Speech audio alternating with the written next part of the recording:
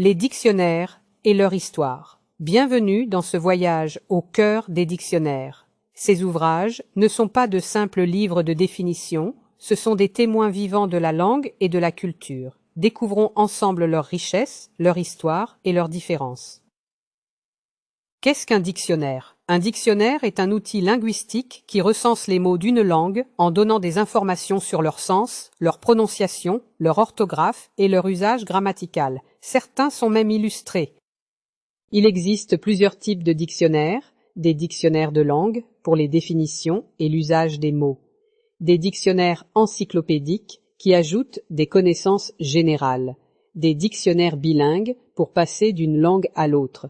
Ils sont apparus dès le XVIe siècle, des dictionnaires étymologiques pour retracer l'histoire des mots, très répandus au XIXe siècle avec l'apogée du darwinisme, des dictionnaires visuels illustrés souvent pour l'apprentissage.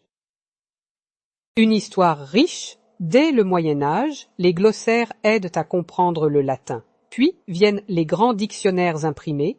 L'Académie française publie sa première édition en 1694. Au XVIIIe siècle, c'est la naissance des grands dictionnaires encyclopédiques qui mêlent langue et culture. Il ne s'agit plus seulement de comprendre un mot, mais aussi d'apprendre des choses sur le monde. Une encyclopédie et un dictionnaire tout en un. La tradition encyclopédique a donné lieu à des ouvrages populaires comme le Larousse en 1905. Aujourd'hui, les dictionnaires sont numériques et accessibles en un clic. Deux grandes écoles dans le monde des dictionnaires français, deux manières de voir, de penser, de transmettre la langue. D'un côté, le petit Robert avec sa rigueur linguistique. De l'autre, le petit Larousse avec son approche illustrée et encyclopédique. Deux géants, deux visions. La tradition morphologique représentée par le petit Robert. La tradition encyclopédique incarnée par le petit Larousse illustré. Commençons par le petit Robert.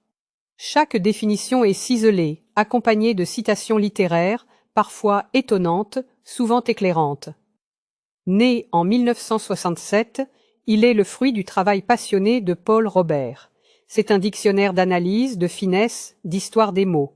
On y trouve aussi l'étymologie, la grammaire, les synonymes. Bref, un outil de précision. On y sent la tradition des linguistes, des amoureux du verbe. C'est l'outil de référence des professionnels du langage. Et voici son éternel compagnon, le petit Larousse illustré. Né en 1905, il adopte une approche très différente. Il est illustré. On y trouve les mots, bien sûr, mais aussi des noms propres, des dates historiques, des animaux, des schémas, des cartes. C'est un dictionnaire, oui, mais aussi une mini-encyclopédie. Avec ces fameuses pages roses, si vous les avez déjà feuilletées, vous savez de quoi je parle, il nous ouvre au monde et à la culture avec des citations latines et des proverbes en prime.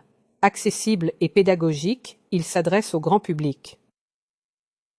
Alors, quelle différence entre le Robert et le Larousse? Le Larousse est un guide visuel et culturel. Il illustre, il résume, il éveille la curiosité. Le Robert s'adresse aux linguistes, écrivains, traducteurs. Le Larousse est parfait pour les apprenants, les curieux, les professeurs du quotidien. Deux approches, deux philosophies et en réalité, deux excellents compagnons de route. Le Robert est un scalpel linguistique. Il fouille, il décortique, il explique. Il est précis, rigoureux et analytique. Le Larousse est synthétique et encyclopédique. C'est un guide visuel et culturel. Il illustre, il résume, il éveille la curiosité. Prenons un exemple comparatif, le mot chat. Dans le petit Robert, petit mammifère familier à poils doux, aux yeux oblongs et brillants. Dans le petit Larousse, plusieurs sens, l'animal, un terme affectueux, un jeu d'enfant et même un poisson. Larousse donne la diversité des usages, Robert, la précision du sens linguistique.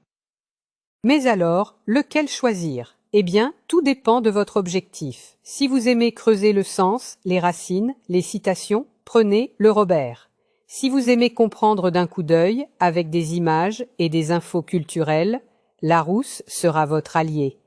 Et pourquoi choisir, après tout? Les dictionnaires sont bien plus que des outils. Ce sont des guides pour comprendre, apprendre et aimer la langue. Ils sont complémentaires, comme deux facettes d'un même trésor. la langue française. Que vous soyez amateur du Robert ou fidèle du Larousse, ouvrez un dictionnaire et laissez les mots vous parler.